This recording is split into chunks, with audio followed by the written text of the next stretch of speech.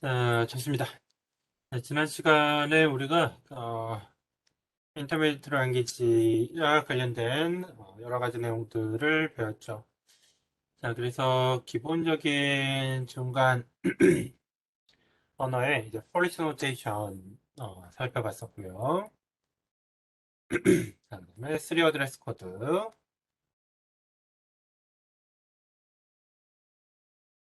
자, 그다음에 3 스트럭처드 코드. 그래서 특히 이제 AST, T콜 관련된 내용들을 살펴봤습니다. 자, 이번에는 앞서 배운 그 중간 언어, 중간 표현, 중간 코드와는 조금 다른 형태의 Abstract Machine Code라는 컨셉의 중간 코드, 중간 언어에 대해서 살펴보도록 하겠습니다. 자, 말 그대로 어떤 구체화된 하드웨어가 존재하는 게 아니라 가상의 어떤 추상의 머신을 우리가 뭐 설계하고 그 머신에서 동작 가능한 코드라는 뜻이 되겠습니다. 그래서 이건 뭐 굳이 그 한국어로 번역하면은 뭐 추상, 뭐 기계, 뭐 코드 이런 형태로도 우리가 확인할 수가 있는데 리얼 하드웨어가 아닌 어떤 이제 가상의 머신을 대상으로 다루는 경우 우리가 항상 이런 이제 abstract machine code라고 이제 부를 수 있다는 거 알아주시면 되겠고요. 컴파일러 구현 관점에서 살펴보게 되면, 이 녀석은 그 포터블한 백엔드를 이제 만들어내거나 또는 이제 인터프리터를 통해 가지고 역시 마찬가지로 다양한 실행 환경에 이제 포팅이 가능한 특징들을 가지게 됩니다. 더 나아가서 이 abstract 머신이 조금 더 이제 구체화된 것들을 우리가 버추얼 머신이라고도 이야기를 하게 되죠. 버추얼 머신 컨셉이 훨씬 더 그 브로드한데 리얼 하드웨어를 이렇게 소프트웨어로 좀 뭐 에뮬레이션 하거나 시뮬레이션 하는 것들도 이제 버추얼 머신에 이제 케이스에 이제 들어가고요. 그게 아니라 이미 이제 어떤 가상의 프로세스를 마치 머신처럼 취급하는 경우도 이제 버추얼 머신에 들어가게 됩니다. 그래서 뭐 하드웨어의 가상화에서도 VM이라는 컨셉이 쓰이게 되고요. 뭐 프로세스 레벨 버추얼 머신 형태로도 우리가 가상기계라는 컨셉을 사용을 합니다. 그런 프로세스 레벨 버추얼 머신의 대표적인 케이스가 바로 자바 버추얼 머신이죠. 리얼 하드웨어의 어떤 그 아키텍처가 있는 건 아니고 소프트웨어 아키텍처 하에서 이제 동작이 되는 JVM 또는 뭐 CLI 같은 경우 .NET 프레임워크에서 동작 가능한 Common Language Runtime도 마찬가지로 비슷한 컨셉을 가지게 됩니다. 그래서 앱스트랙트 머신 코드가 이제 상당히 중요한 그런 컨셉이고요. 우리는 이제 10장에서 이 앱스트랙트 머신 코드의 일종인 U 코드라는 것들을 이제 이용을 할 거예요. 그래서 이 U 코드를 여러분들이 잘 알아주셔야 되기 때문에 해당 챕터, 이 앱스트랙트 머신 코드에 대한 이해를 잘 하시면 도움이 많이 될 겁니다. 앱스트랙트 머신 코드는 이제 몇 차례 이야기를 했지만 어떤 이미 머신 아키텍처를 굉장히 이제 빠르게 만들 수 있다는 이제 특징을 가지게 돼요. 그래서 실제 하드웨어를 개발하기 전에 이런 앱스트랙트 머신 가지고 해당 하드웨어의 여러 가지 속성 같은 것들도 이제 테스트를 할 수가 있고요. 그 다음에 프로그래밍 랭귀지의 여러 가지 속성들을 가져다가 뭐 실행을 한다던가 속성 정보를 분석한다던가 해당 언어의 어떤 그 동작 과정을 이렇게 모사한다던가 이런 여러 가지 일들을 또 할 수가 있게 되는 거죠. 특히 그 파스칼에 이 사용되는 것 상당수는 이제 파스칼에서 나온 내용인데요.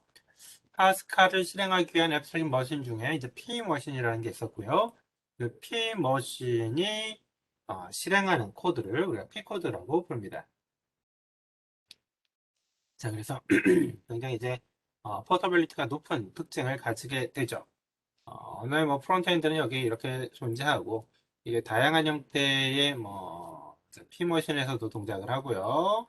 그다음에 자, 이미지 뭐 하드웨어.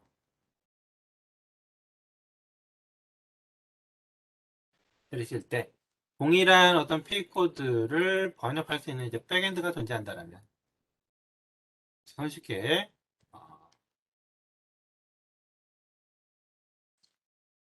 포팅을 할 수가 있습니다.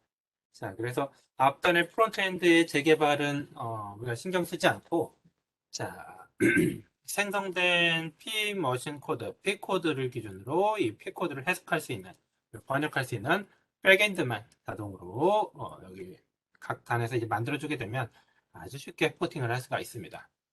이런 특징들을 갖게 되고요. 자, 그 다음에 대표적인 코드 중에 또 하나는 이제 인코딩 머신, EM 코드도 있죠. 역시 마찬가지로 이제 백엔드를 좀 자동화할 수 있는 그런 이제 테크닉이 되겠고, 어, 자, 이 P코드에 비해서 EM코드의 특징이라 하면, 백엔드도 이렇게 포터블하게 유지를 할 수가 있지만, EM코드가 약간 소스 코드 입장에서 보면, 좀 인터미디에이트 레벨을 가지고 있기 때문에, 다양한 프론트엔드, 다양한 어떤 하이 레벨 랭귀지, 뭐 소스 프로그램을 커버할 수가 있습니다. 한 예로 들면 뭐 C++, 자바, 또 뭐 C, 파이썬 이런 여러 가지 언어들을 만약 우리가 EM 코드로 변환을 할 수 있다면 프론트엔드를 각각 만들어서 EM 코드로 변환할 수 있다면 자, EM 코드는 각각의 백엔드에 맞춰서 또 이제 실행을 특정 하드웨어에서 실행을 시킬 수가 있습니다. 자, 그러면 원래 P 코드가 가지고 있던 특징 하나의 프론트엔드가 있을 때 이걸 여러 개의 머신에서 실행시킬 수 있던 거에 확장 형태가 되죠. 다양한 언어들도 EM 코드로 수렴이 되고요. EM 코드를 한번 수렴이 되게 되면 EM 코드에 연결되어 있는 백엔드를 통해서 다양한 하드웨어에서 역시 실행을 시킬 수가 있게 됩니다. 이런 특징들, 그래서 M개의 프론트엔드, N개의 백엔드의 조합을 가능하게 만드는 게 바로 EM 코드로 여러분들 보시면 되겠어요. 기본적인 앱스트랙트 머신 코드의 실행 모델은 아까도 얘기했지만 프론트엔드, 백엔드의 인터페이싱 역할을 해주고요. 자, 이게 앱스트랙트 머신에서 바로 동작이 가능하죠. 자, 그리고 그 앱스트랙트 머신을 구현한 한 예 중에 하나가 바로 여기 보시는 인터프리터 같은 것들 앱스트랙트 머신이 될 수가 있습니다.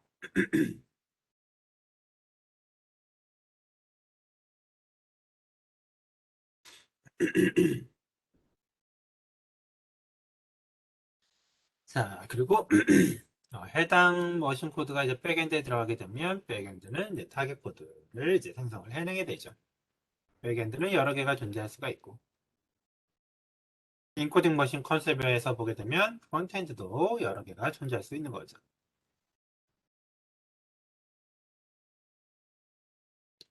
자, 그러면 이제 각각의 앱스트랙트 머신 코드들을 하나씩 좀 살펴보도록 하겠습니다.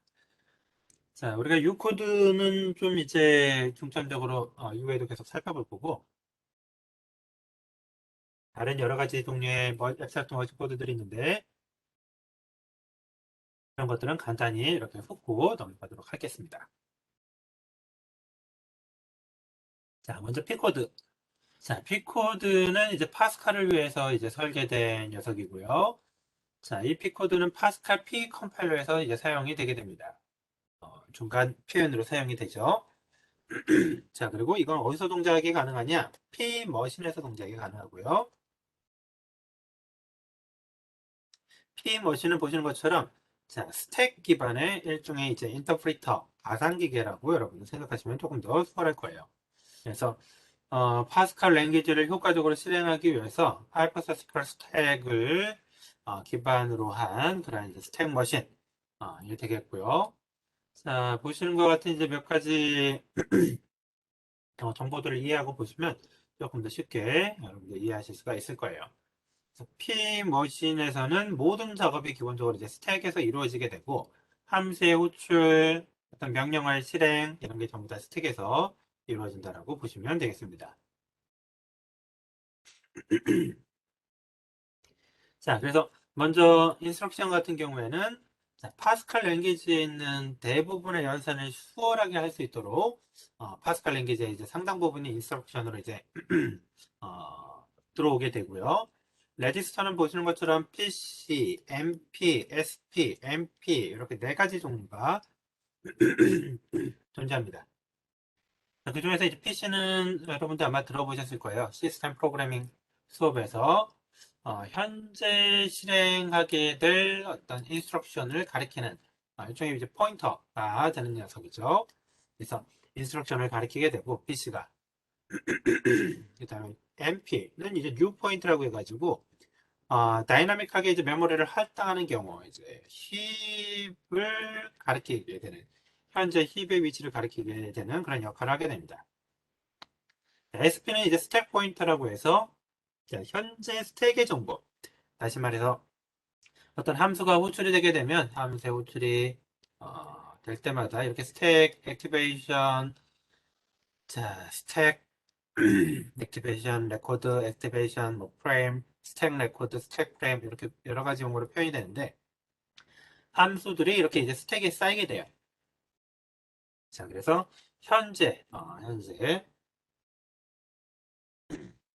가장 최상위의 어떤 포인트를 가리키는 게 이제 스택 포인터. 되겠고요. MP는 이 스택 중에서 지금 현재 이제 액티베이션 레코드를 가리키는 그러한 위치. 그래서 함수의 지금 내가 실행 중인 함수의 시작과 끝 이런 것들을 같이 이제 확인을 하게 됩니다. 자, 그리고 메모리는 이제 명령어들, PC가 가리키는 이제 명령어가 위치하게 되고 전체 메모리라고 했을 때 명령어가 위치하게 되고 그 다음에 나머지는 이제 데이터 파트. 그래서 상수값들, 그 다음에 함수의 호출, 함수의 실행과 관련된 스택 값들, 그 다음에 힙 메모리 사용과 관련된 힙 공간 이렇게 메모리가 구성이 되게 됩니다. 자, 그래서 P머신의 그 메모리 아키텍처를 보게 되면 전체가 보시는 것처럼 어떤 하나의 리니어한 메모리를 쭉 사용하는 그러한 과정으로 아실 수가 있고요. 앞쪽에 보시는 것처럼 코드가 위치를 하게 되죠. 코드가 위치를 하고요. 자, 아까 말씀드렸듯이 이제 프로그램 카운터가 현재 실행 중인 코드를 레퍼런싱 하게 됩니다. 자, 그다음에 코드 에어리어 밑에 이제 데이터를 관리하는 영역이 있는데, 자, 보시는 것처럼 스택과 힙을 같이 써요. 스택과 힙을 같이 씁니다. 그래서 자, 이미 1년의 메모리 공간에 코드 영역 들어가 있고, 자, 스택 영역과 힙 메모리 영역을 같이 쓰는데, 스택이 호출되면 될수록 자, 이렇게 자라나게 되고요. 거꾸로 자라나는 거죠, 스택이. 자, 여기 컨스탄트, 어떤 리터럴 정보들이 있고, 힙 영역도, 자, 거꾸로 이렇게 이렇게 아래에서 위로 자라나게 됩니다. 힙을 쓰면 쓸수록 이렇게 메모리가 차게 되어 있고요. 스택을 쓰면 쓸수록 이렇게 역시 마찬가지로 위에서부터 메모리가 차가게 되죠. 그러다가 둘이 만약 만난다? 그러면 프로그램이 크래시가 발생하게 됩니다. 힙이 다 차거나 스택이 다 차가지고 더 이상 어떤 데이터를 이제 할당할 수 없는 그런 문제가 생기게 되죠. 그래서 보시게 되면 뭐 리커시브 콜을 계속해가지고 스택이 뭐 계속 쌓인다. 자, 어느 순간 이제 힙 영역을 이렇게 침범하게 될 거고요. 자, 힙 메모리가 계속해서 다이나믹 할당이 된다. 지금 마찬가지로 어느 순간 자, 할당 가능한 영역을 뛰어넘게 되겠죠. 자, 그리고 이 P 머신 코드는 그 상당수 그 리눅스 계열의 또는 유닉스 계열의 어떤 프로세스 모델하고 비슷해요. 자, 그러다 보니까 이 스택이 자, 연결돼서 자, 이제 액티베이션 레코드가 또 이렇게 차례대로 쌓이기 때문에 자, 뭐 스택이 오버플로우 돼서 여기를 넘치게 된다던가 또는 뭐 코드로 점프 더 올라가서 뭐 코드 영역까지 점프를 하게 된다던가 자, 이런 일들이 생기게 되면 자, 프로그램의 어떤 그 버그를 이제 발생을 시키게 되죠. 프로그램이 침해돼서 해커가 어떤 그 인스트럭션을 자기가 원하는 인스트럭션을 이제 실행하게 한다던가 여러 가지 일들을 발생시킬 수가 있습니다. 마찬가지로 컨스탄트 에이리어의 어떤 코드를 미리 적재하고 자, 스택을 오버플로우 시켜가지고 프로그램 카운터가 코드 영역이 아니라 자, 이 컨스탄트 에이리어를 가리키게 이렇게 만들어 버리게 되면 자, 내가 탑재한 머신 인스트럭션이 실행이 될 수 있는 좀 어떻게 보면은 가장 기본적이고 필수적인 요소들만 들어가 있기 때문에 이제 보안에 취약한 그런 구조라는 것들을 추가적으로 더 알 수가 있고요. 어, 과거의 그 프로세스 모델이 대부분 이런 구조를 가지고 있었기 때문에 굉장히 해킹에 이제 취약한 그런 이제 프로세스 구조를 가지고 있죠. 최근에는 이런 문제들이 안 생기도록 좀 많이 보완이 많이 됐어요. 바로 이렇게 아예 명시적인 어떤 가드 같은 것들을 설치해가지고 이전 스택에서 다음 스택으로 못 넘어가게 한다던가 어, 또는 카나리 플래그, 카나리 데이터 이렇게 해가지고 그 여러분들 그 방부들이 그 탄광을 이렇게 채굴할 때 카나리아를 같이 이렇게 3장 들고 가는 거 혹시 알고 계시나요? 어, 이 카나리아가 굉장히 그 산소 농도에 민감해가지고 그 가스가 나온다든가 산소 농도가 떨어지게 되면 그 사람보다 일찍 죽습니다. 그래서 광부들이 카나리아를 들고 이제 그 채굴 작업을 한다던가 탄광에서 일을 하다가 카나리아가 먼저 이렇게 뭔가 좀 이상 징후를 보이게 되면 지금 뭔가 문제가 생겼구나라는 걸 알고 이제 탈출을 하게 되죠. 자, 그렇게 뭔가 어떤 지표 역할을 할 수 있는 어떤 플래그, 필드, 데이터 같은 것들을 여기에다 이제 삽입을 하게 되고요. 만약 해당 데이터가 이렇게 변조가 됐다라면, 지금 뭔가 해킹 사례가 생겼거나 프로그램이 뭔가 좀 비정상적으로 동작을 하는구나 이런 것들을 이제 확인을 하게 되죠. 아무튼 이러한 형태의 어떤 메모리 구조를 가진 이러한 P코드, P머신 설명을 드렸고요. 자, EM 코드도 비슷합니다. 우리가 그 1학기 때 배웠어요. 암스테르단 컴파일 킷, 암스테르단 컴파일러 킷 ACK에서 사용된 게 EM 코드라는 거 배웠고요. 인코딩 머신에서 동작을 하고 그 코드의 이름이 이제 EM 코드죠. 자, EM 코드는 슈도 코드와 그다음에 이제 EM 인스트럭션 두 가지로 구성이 되고요. 자, 명령어는 상수, 명칭 이런 것도 이 오퍼런드로 갖는다. 예를 들어 add 0, 1, x 이런 형태. 자, 그다음에 의사 명령어 이런 것들은 어떤 그 영역의 구분 또는 변수와 상수의 구분 이런 것들을 추가적으로 자, 해준다. 이 정도로 알아두시면 될 것 같아요.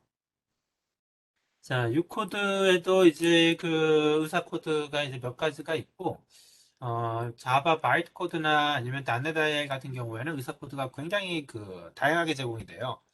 그래서 특히 단네다이엘 같은 경우를 보게 되면 로우 레벨 코드인데, 어셈블리 같은 녀석인데 이게 클래스도 있고, 필드도 정의되어 있고, 어떤 건 이제 예외 처리 루틴까지 들어가 있어요. 어셈블리 코드 같은 녀석이. 자, 그래서 굉장히 그 풍부한 자, 의사 명령어를 제공을 한다. 안내다에 같은 경우. 나중에 기회 되면 한번 같이 살펴보도록 하겠습니다. 자, EM 코드의 메모리 구조도 보시는 것과 같이 우리 P머신의 구조와 아주 유사해요. 자, 그래서 보시게 되면 여기 딱히 명시가 안 된 어떤 그 버퍼 영역이 존재하고요. 자, 그 다음에 스택하고 로컬 데이터들이 저장이 되는 공간 존재하고요. 자, 그 다음에 자, 임의의 공간이 이제 리저브 되어 있습니다. 스택하고 이제 힙 사이에 임의의 공간이 리저브 되어 있고요.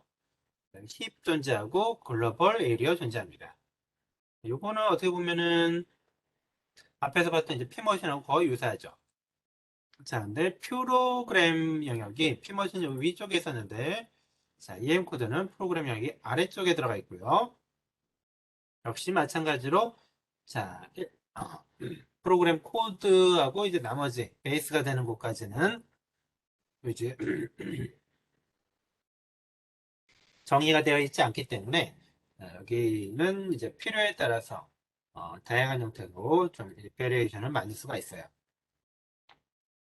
그래서 보시면 대부분의 그런 하이퍼서지컬 스택 머신이 스택이 자라나는 공간, 그 한쪽에서는 이제 힙이 자라나는 공간을 같이 유지를 하고 자, 리니어한 메모리를 사용을 하게 됩니다. 이러한 특징들을 보편적으로 같이 공유를 한다라고 보시면 되겠어요.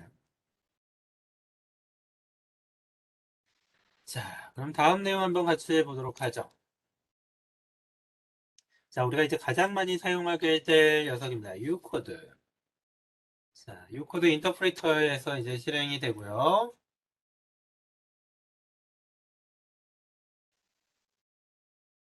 자, 우리가 U코드 인터프리터도 한번 만들어 볼 거예요. 여러분들한테 소스 코드 다 제공이 될 테고, 그거 가지고, 좀 에러 같은 거 존재하면 에러 좀 픽스하고, 이렇게 구현해 가지고, 실제 U코드를 동작시켜 볼 수가 있을 거고요. 그리고, 우리가 만들어내는 컴파일러의 지금, 끝 단계에 해당이 되는 게 바로 이제 이 U코드의 역할이 되겠습니다. 백엔드가 이제 별도로 존재하지는 않고 우리는 그 가상 환경에서 동작을 시키는 게 목표이기 때문에 자, U 코드를 생성해내는 걸로써 자, 이번 학기 프로그램 구현이 이제 끝나게 돼요. 그래서 굉장히 여러분들이 잘 알아두셔야 되고요. 자, 이 U 코드도 원래는 이제 파스칼 컴파일러의 중간 코드로 사용이 되는 녀석입니다. 스탠퍼드 유니버시티에서 이제 개발이 된 코드고요. 자, 컴파일러에 의해서 이제 백엔드 코드가 만들어지기도 하지만 자, 유코드 인터프리터라는 하이퍼서스펠 스택 머신에서 동작이 또 가능해요. 대부분의 인스트럭션들이 스택을 사용하는 걸 가정하고 이렇게 만들어져 있습니다. 인터프리터 코드 여러분들한테 제공을 해드릴 테니까 한 번씩 체크를 해보시고요. 자, 주소를 접근하는 거는 뭐 스택 어드레싱, 레이블 이 두 가지가 있는데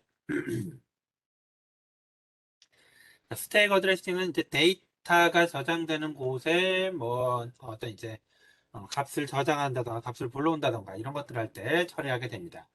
튜플 구조를 가지게 되고요.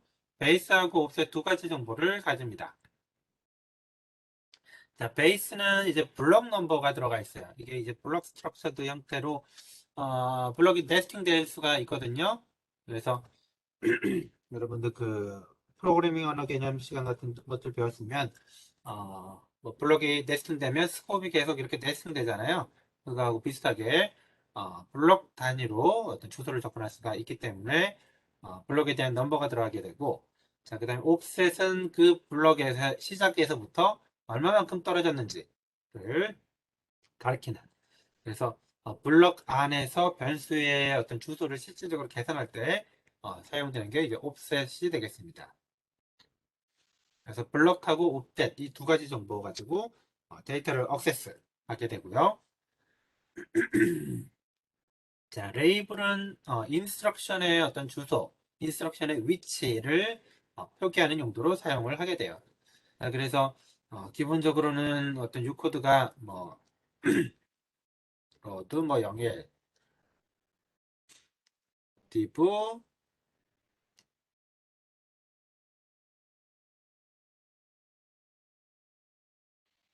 뭐 이런 식으로 이제 코드가 이제 기술이 되게 되는데 자, 레이블은 이 인스트럭션 앞쪽에 붙어 가지고 특정한 인스트럭션을 가리킬 수 있게 합니다.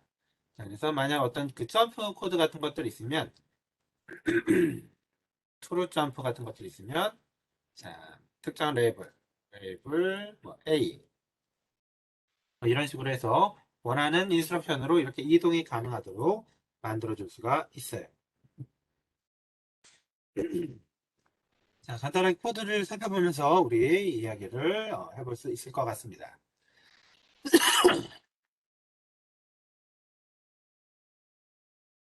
자, 가령 여기 자, 글로벌 영역에 intX가 있고요. 메인 펑션이 하나 있고 자, 로컬에 int i, int j 이렇게 존재한다면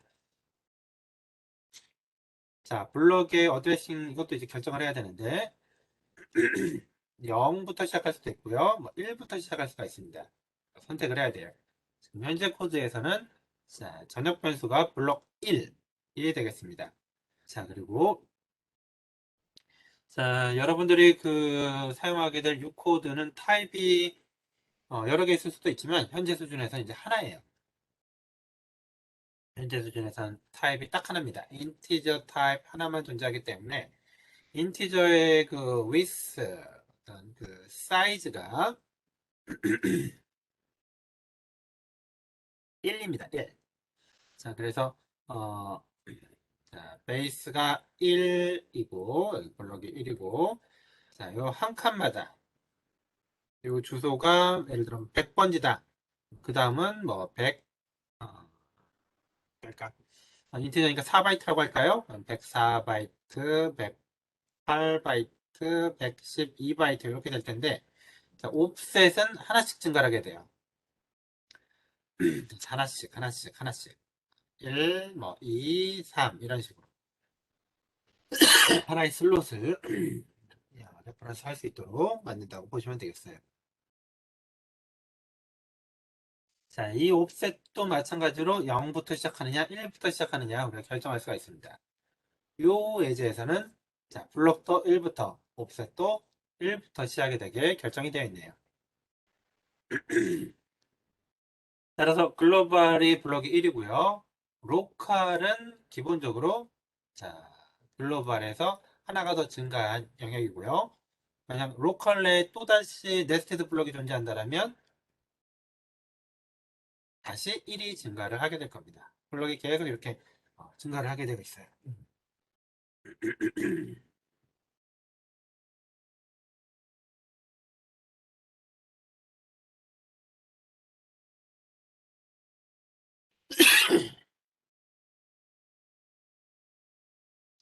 자, 그래서 x는 자, 글로벌의 첫 번째 변수니까 1,1. 자, i는 로컬의 첫 번째니까 2,1. j는 로컬의 두 번째 변수니까 2,2가 되겠습니다. 이런 식으로. 베이스하고 옵셋으로 어드레싱을 할 수가 있는 거죠.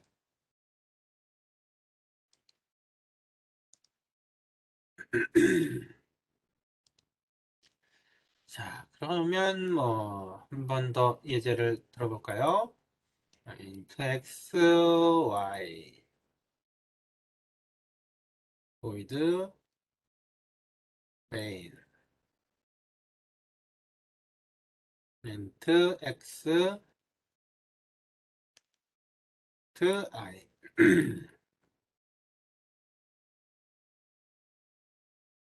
void f int x to y.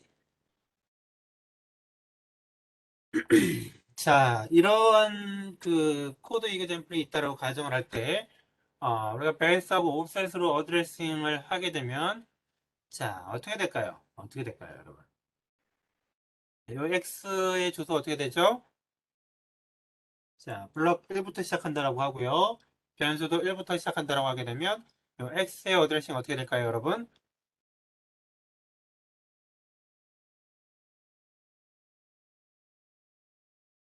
자, 자, 강태원 씨 계시나요? 예, x의 어드레싱 어떻게 될까요?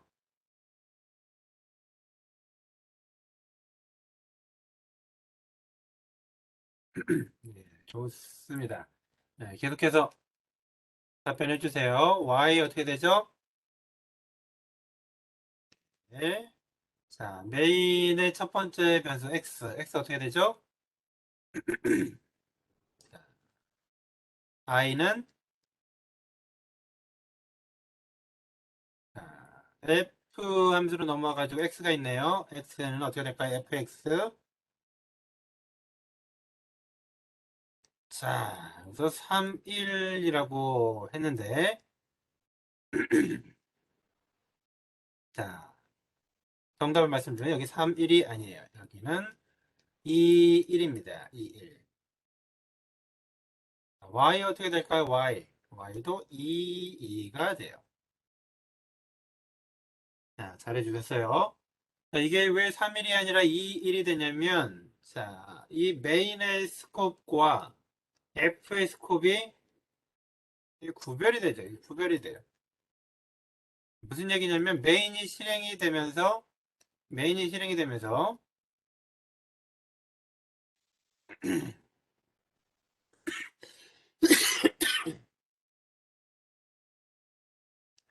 뭔가 이제 억세스를 하게 되면, 이 메인의 스택 프레임, 액티베이션 레코드 안에서 작업을 하게 되죠. 기준이 2가 되고요. 기준이 2가 되고, 자, 메인 안에 또다시 블럭이 있다. 블럭이 있다. 그러면 여기는 이제 3부터 시작이죠. 3x. 자, 그러나 요 함수 f는 바깥에 있는 녀석이 바깥에 있는 녀석. 자, 그래서 f를 실행하면서 어드레싱을 하게 되면 이 녀석은 기준이 2가 됩니다.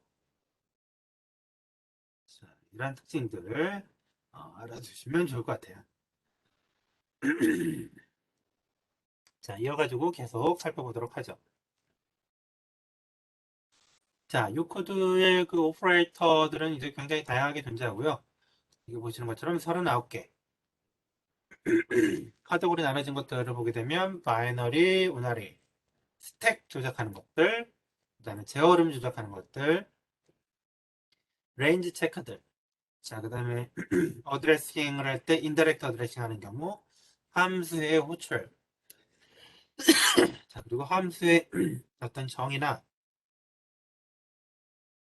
자, 널 인스트럭션 같은 것들을 이제 처리하기 위한 기타 등등의 이제 카테고리. 자, 이런 형태로 구성이 됩니다. 그래서 운하를 보게 되면 not operator, not이죠, not. 어, not operator. 그 다음에 negation operator. 그 다음에 increment, decrement, 그 다음에 duplicate. 이렇게 이제 존재하고요. 바이너리는 뭐 더하기, 빼기, 곱하기, 나누기, 나머지, 수압. 자, 스택에 이렇게 연달아 있게 되면 이 두 개를 서로 이제 교체하는 수압. and, or, 뭐 gt, lt, ge, le, equal, not equal. 어, 논리연산자나 이제 관계연산자들 쭉 들어가 있고요.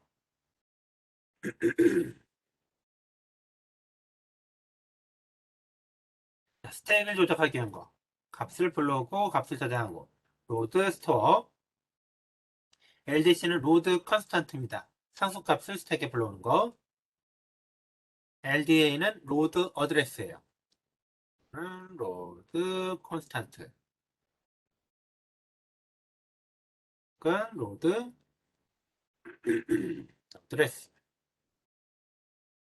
주소를 불러오는 거, 뭐 상수를 불러오는 거. 요 컨트롤 플로우는 unconditional 점프. 무조건 점프죠. true일 경우에 점프. TJP.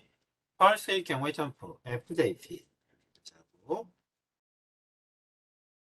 range 체크는 이제 어떤 변수, 어레이 등등등의 이제 상한, 하한을 체크하는 체크 하이, 체크 로우 존재하고요. 그 다음에 간접 어드레싱을 위한 로드 인딜렉트, 스토어 인딜렉트 두 가지가 있습니다. 요거는 특히 이제 포인터 연산을 한다던가 또는 이제 어레이 같은 것들 처리할 때 많이 쓰이는 연산자 되겠고요.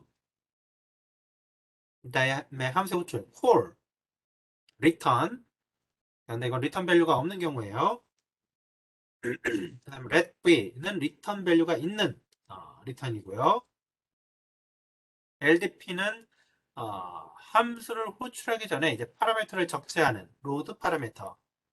그래서 보통 F, A, B를 콜하려면 A와 B를 스택에 먼저 이렇게 쭉 쌓아놓고요. 거꾸로 쌓야겠죠? 이렇게 쌓아놓고 그 다음에 이제 비로소 F를 호출을 해줘야 됩니다. 그래서 인자의 적재 시점을 알게 되는 로드 파라미터. 자, 이거는 이제 프로시저, 함수의 이제 선언, 그다음에 end는 함수의 끝을 각각 알게 되고요. 자, no open 이건 뭐 아무런 일도 안 하는 라인 인스트럭션. 자, begin은 자, 코드 블럭의 이제 시작, 코드의 시작 위치를 begin 가지고 이제 표현을 하게 되고요.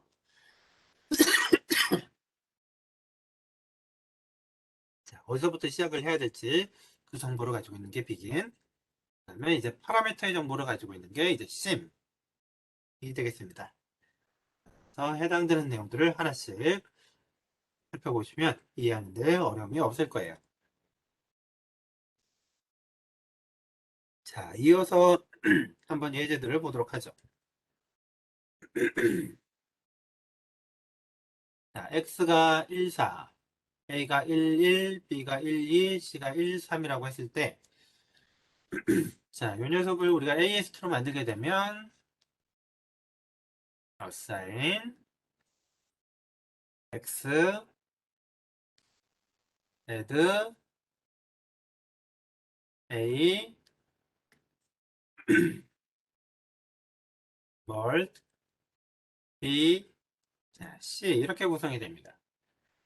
자, 그래서 이거를 이제 트래버스를 쭉 하게 되면 자, 먼저 보시는 것처럼 A의 값을 스택에다가 로드하네요. 그래서 스택에 자, 1,1 여기 어드레스 블럭 시작 블럭 1이고요. 1, 2, 3, 4 각각 A, B, C, X의 값이 들어가 있습니다. 자, 그래서 로드 1, 1 하게 되면 스택에 요 1, 1의 값이 들어오게 되죠. 이처럼 A가 들어오는 게 아니라 A가 가지고 있는 값이 들어올 거예요.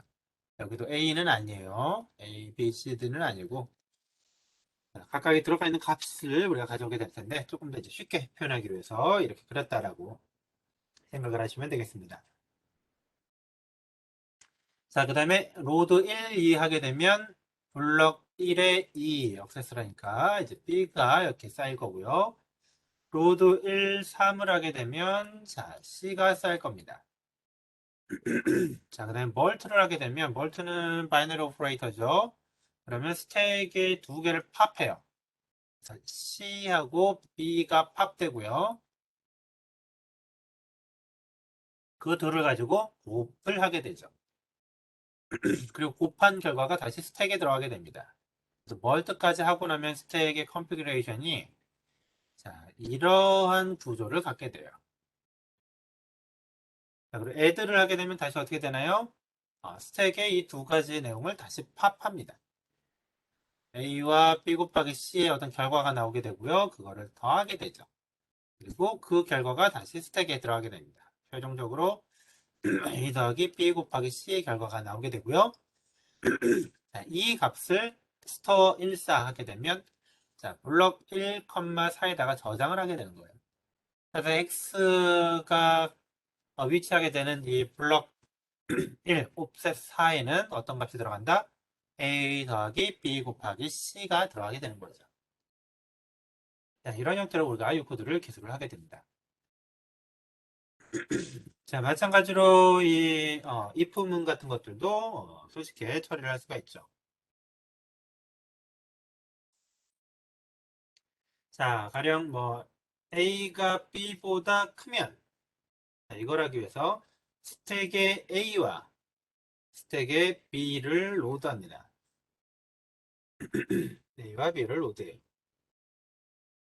자, A와 B를 로드해서 GT를 하게 되면 자, 스택에 로드되어 있는 A와 B를 다 끄집어내서 A가 B보다 큰지를 보게 됩니다. greater than이죠.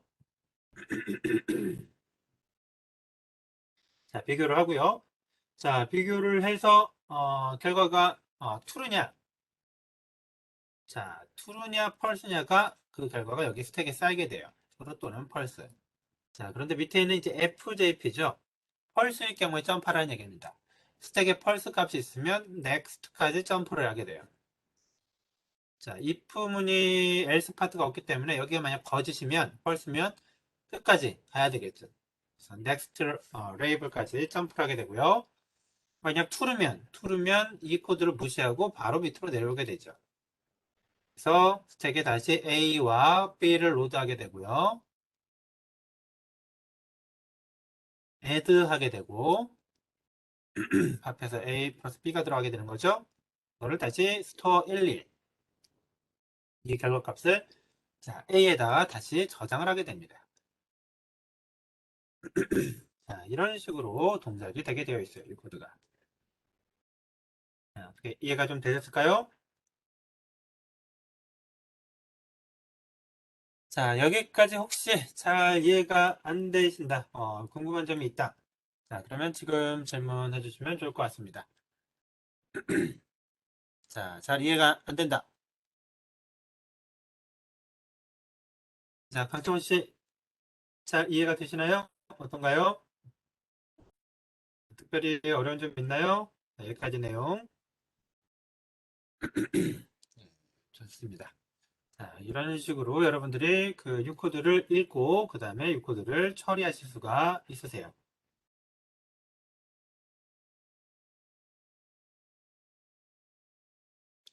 자, 그러면 이어서 다른 종류의 U코드도 이제 살펴보도록 하죠.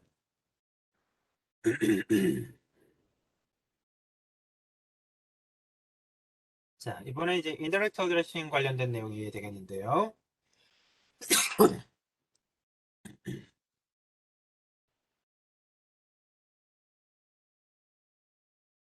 자, 인더렉트 어드레싱은 그 포인터나 이제 어레이 같은 이제 주소를 이용해서 간접적으로 이제 참조를 하고 억세스할 때 사용을 하게 됩니다. 자, 아까 봤던 인스트럭션들은 두 가지가 있었죠. LDI, STI 이렇게 이제 두 가지 종류가 있고요. 해당되는 내용들을 한번 보도록 하죠.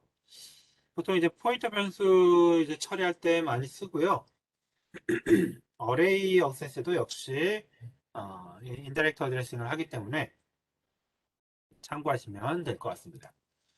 자, 먼저 LDI는 인다이렉트 로드라고 해서 자, LDI는 자, 로드처럼 보통 이제 로드는 여기 이제 베이스하고 옵셋이 튜플로 들어가게 되죠. 자, 그래서 지정된 그 베이스하고 옵셋을 다이렉트로 억세스 해가지고 뭔가 값을 가져오는 역할을 하는데 LDI는 자, 바이너리 오퍼레이터처럼 인자가 이미 스택에 쌓여 있습니다. 쌓여 있어요. 자, 그래서 스택 탑에 있는 값을 기준으로 값들을 가져오는 역할을 하게 돼요. 스택 탑에 뭐가 있느냐? 바로 어드레스 정보가 위치된다라고 가정을 하고요. 자, 이 정보를 기준으로 자, 간접 참조를 이제 하게 되는 거예요. 자, 한번 코드를 보도록 하죠. 자, 먼저 요 배열을 억세스하는 거를 한번 살펴보도록 할게요. 자, 이 배열 억세스도 자, L 밸류를 억세스하느냐 또는 이제 R 밸류를 억세스하느냐에 따라서 좀 차이가 나는데 여기서는 이제 R 밸류를 억세스한다라고 생각을 해보겠습니다.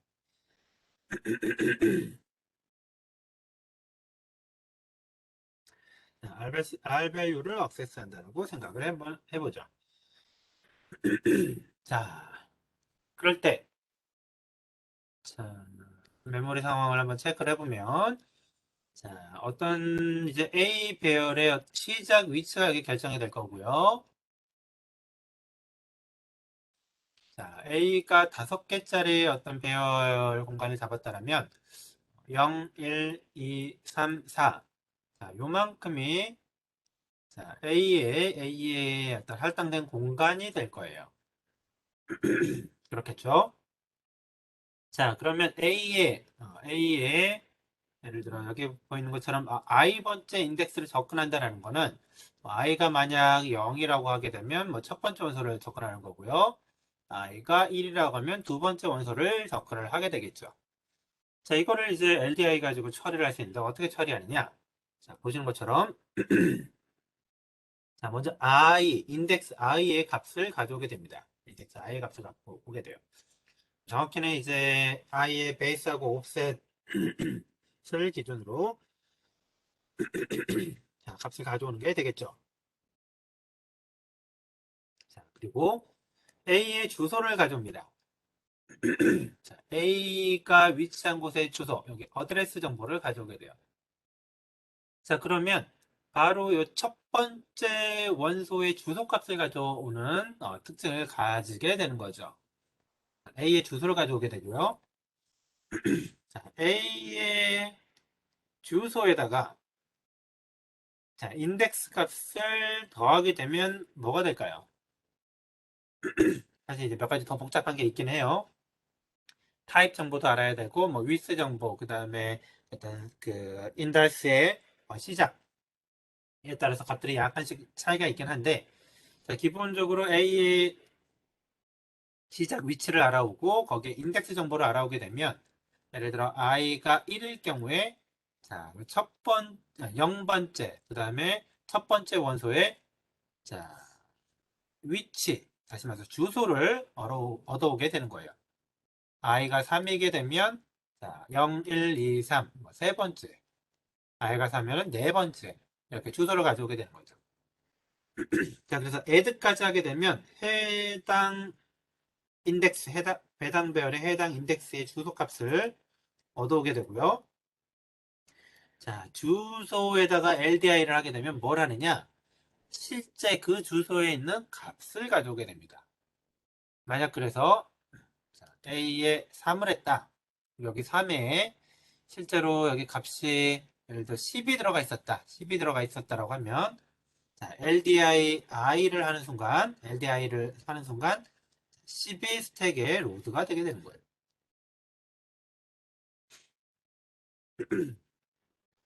뭐 여러 번 설명을 했지만 그렇게 어렵지 않은 수준이라고 여러분들 생각하시면 좋을 것 같아요. 처음에 가지고 약간 복잡하게 설명한 감이 없잖아 있긴 한데 자, 이런 특징을 가지고 어, 스택 어드레싱을 한다라고 보시면 되겠습니다. 자, 그래서 주소가 스택에 들어가 있어야 돼요, LDI는. 자, STI는 자, 두 개의 값이 스택에 있어야 됩니다. LDI는 스택에 값이 하나만 있었으면 됐지만 자, STI는 스택의 값이 두 개 있어야 되는데 왜 두 개가 있어야 되느냐? 인다이렉트 어드레싱을 하기 위한 주소 값이 있어야 되고요. 자, 값을 저장하는 거예요. 그래서 어디다 저장할 건지 주소 값이 있어야 되고 무슨 값을 저장할 건지 값에 대한 정보가 있어야 됩니다. 주소와 값 두 가지가 있어야지 해당 주소에 해당 값을 이렇게 저장하게 되는 거예요. 특징을 이해하시겠죠? 자, 그래서 자, 보시게 되면 자, 이 경우는 지금 L밸류를 가져오는 거죠. 자, 그래서 A의 i번째에다 J를 할당하는 거네요. 그래서 로드 I, LDA A 그리고 더하게 되면 A의 주소 플러스 이제 인덱스 i를 하기 때문에 A의 i번째의 주소를 가져오게 된 거죠. 그러니까 주소를 가져오게 되고요.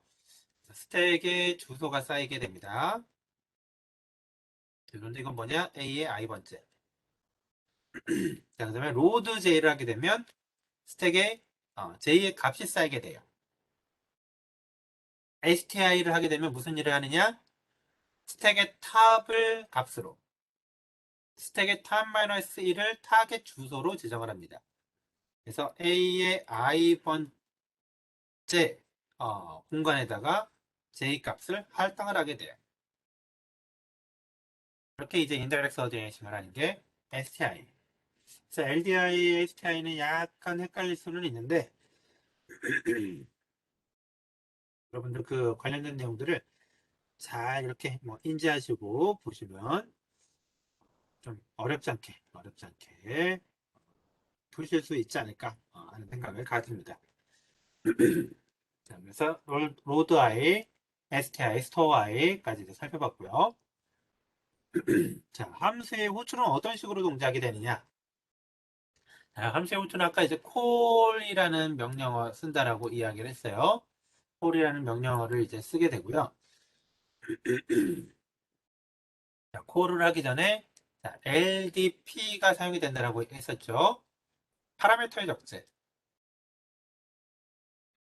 파라미터를 적재할 때 LDP를 씁니다.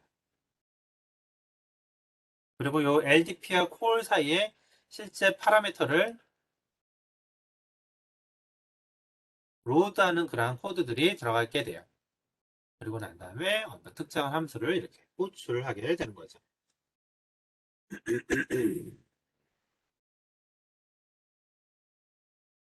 자, 해당되는 내용 한번 같이 보도록 하겠습니다.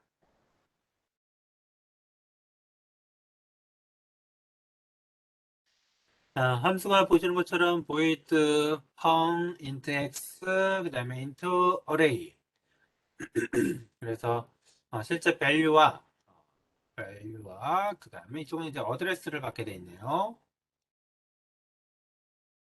자, 이런 게 이제 존재한다라고 했을 때 자, 우리가 이런 식으로 해당 함수를 쓸 수가 있습니다. pong a list 이렇게 사용할 수가 있을 거예요. 요거는 뭐 인티저 그 다음에 요거는 인티저 어레이가 되겠죠. 실제로 코드는 어떻게 되느냐? 먼저 이 함수가 호출되는 시점에서 LDP가 이렇게 라이팅이 되게 돼요. 자, 파라미터를 앞으로 로드하겠다라는 일종의 이제 마커가 되는 거죠. 지금 이제 마커가 되겠고요. 자, 그 다음에 자, 어떤 식으로 동작을 하느냐?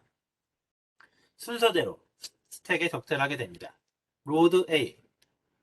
자, 그래서 자, 원래는 이게 어떤 메인에서 펑션을 콜했다라면 여기 메인의 스택 프레임인데 막 사용이 되다가 이 정도 지점에 자, LDP가 사용이 되고요. 자, A가 로드가 되게 됩니다. 현재로서는 메인이에요. 자, 그 다음에 LDA 리스트 해가지고 리스트의 주소가 여기 적재되어 있게 돼요. 리스트의 주소. 자, 그리고 콜펑을 하게 되면 자, 여기에 이제 함수의 호출과 관련된 여러 가지 뭐 리턴 관련된 어드레스 정보들이 이제 붙게 되고요. 원래는 여기까지 지금 메인의 스택 프레임이었는데 LDP를 기준으로 새로운 펑션의 스택 프레임이 만들어지게 되는 거죠. 그래서 이 정보들이 펑션에 마치 그 로컬 변수가 사용되는 것처럼 이 정보들이 사용이 되고 자, 펑이 실제로 이제 호출이 이루어지게 돼요. 스택의 적재 호출 그리고 그 기준을 이렇게 LDP로 삼고요.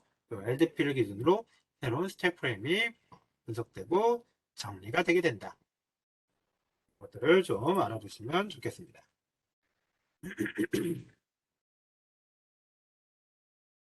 자, 그 다음에 유코드의 마지막 내용으로 자, 여러분들한테 유코드 코드를 제공을 해줄 거예요. 유코드의 여러 가지 example, interpreter 이런 것들 쭉 제공을 해줄 테니까 그런 것들 한 번씩 가져다가 이제 실습을 해보시면 좋겠고요.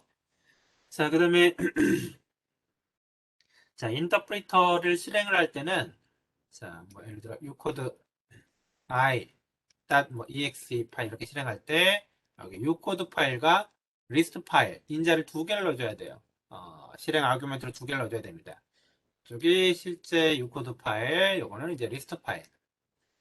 그래서 ucode의 실행 결과와 여러 가지 통계 정보가 요 리스트 파일에 저장이 되니까 나중에 여러분들이 ucode를 분석하실 때 이 리스트 파일을 열어서 분석을 하시면 됩니다.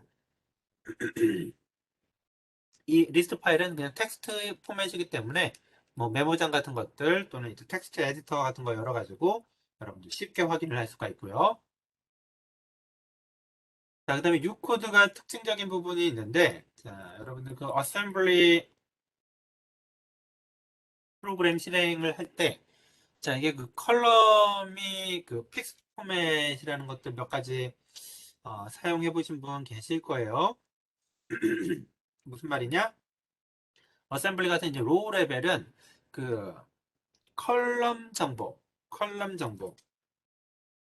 따라서 자, 어디서부터 어디까지가 레이블이고 어디서부터 어디까지가 뭐 명령어고 어디서부터 어디까지가 뭐 오퍼런드다. 이런 것들이 그 지정이 되어 있어요. 유코드도 마찬가지입니다. 유코드도 마찬가지. 그래서 자, 레이블로 사용이 되는 그런 그 컬럼 구간이 있고요. 명령어로 사용되는 컬럼 구간. 자, 그다음에 인자, 오퍼런드로 사용되는 컬럼 구간이 정해져 있습니다. 자, 이거를 명확하게 이해하시고 오해하지 마시고 유코드를 뭐 이렇게 수정을 한다던가 분석을 한다던가 하셔야 돼요. 잘못 이해하고 하시면은 그뭐 실행이 이제 안 되죠. 실행이 안 되는데 도대체 왜 실행이 안 될까? 뭐 이렇게 좀그 짜증을 내시는 분들이 계시는데 이렇게 이제 텍스트 포맷을 가지고 있다라는 거 잘 알아주시면 좋겠어요.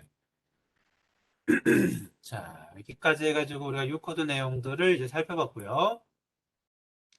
자, 뭐 바이트 코드, 단네다이엘, 그다음에 전체적인 내용들 다시 한번 정리하는 것들이 있는데, 는 우리가 다음 시간에 그 과제 설명하면서 다시 한번 같이 보도록 하겠습니다. 자, 그래서 이제 몇 차례 과제가 나갈 텐데, 어, 실험해 볼 수 있는 코드들이 같이 나가니까 여러분들 그 과제 미루지 마시고 미리미리 좀 잘 해결해 주시면 좋겠습니다. 자, 오늘은 여기까지 하겠고요. 우리는 다음 시간에 다시 보도록 하겠습니다. 예, 수고 많았습니다.